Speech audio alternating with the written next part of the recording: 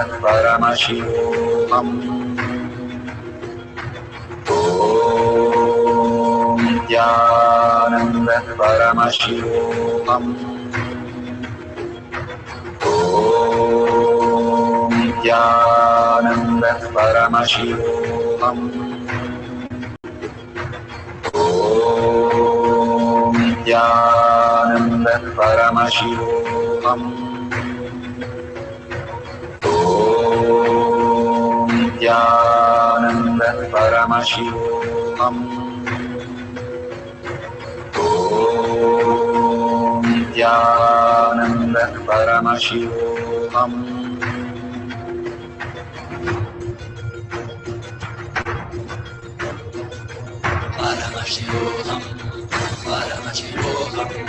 Let Paramashiva's third manifest in all our third eyes.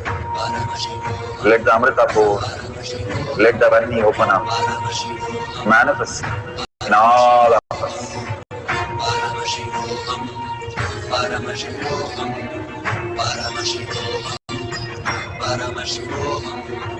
Let Paramashiva overflow, manifest the powers in all our third eyes. Om Nithyananda Paramashivoham. Om Nithyananda Paramashivoham. Om Nithyananda Paramashivoham.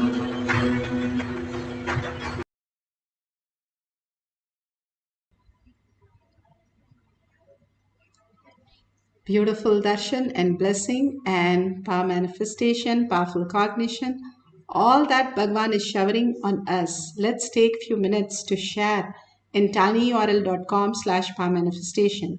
If you go to Kailash Courtyard Manifesting Power page, so many have experienced the powerful cognition and they have manifested powers, not just the powers that is there in the session, but also how their life is changing, manifesting all these powerful cognition in their life. Whatever Bhagavan has given, transform us into Paramashiva in every action and every thought current and every happening of our life. So please go ahead and share your gratitude space of Paramashiva to Bhagavan again and again. And if you see a $sign, you can offer your gratitude. Whatever you offer, it simply comes back to you in dimension because you're serving for each of the penny that you are offering.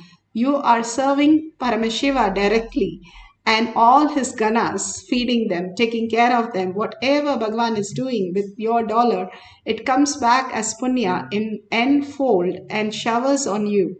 Whatever we are investing in outer world and seeing how much percent we will get, here you can really vouch for 200%. Whatever you offer comes back to you and much more in much more dimensions. That is why all the Hindus, if you see, they go to a temple, first thing they offer all their gratitude and contribution in the hundi first, and then go into the Garbha Mandir to take the blessings from the Lord. The beautiful space Bhagavan has created for all of us, contributing into others' life, is the way you recognize Paramashiva as the easiest way, because it's easy to tell others that Paramashiva is real. And by doing that again and again through the social media sharing and contributing to Kailasa again and again, you are building the beautiful space of Kailasa in you. When you protect Dharma, Dharma protects you. With that, let's thank Bhagavan and surrender all this powerful cognition, power manifestation to Bhagavan's lotus feet, thanking each and every one of you all over the world manifesting these powers of Paramashiva. And with a deep gratitude, let's end the session with the Purna Mantra. Let's sit straight with the head, neck and spine in a straight line. Chant the Purna Mantra.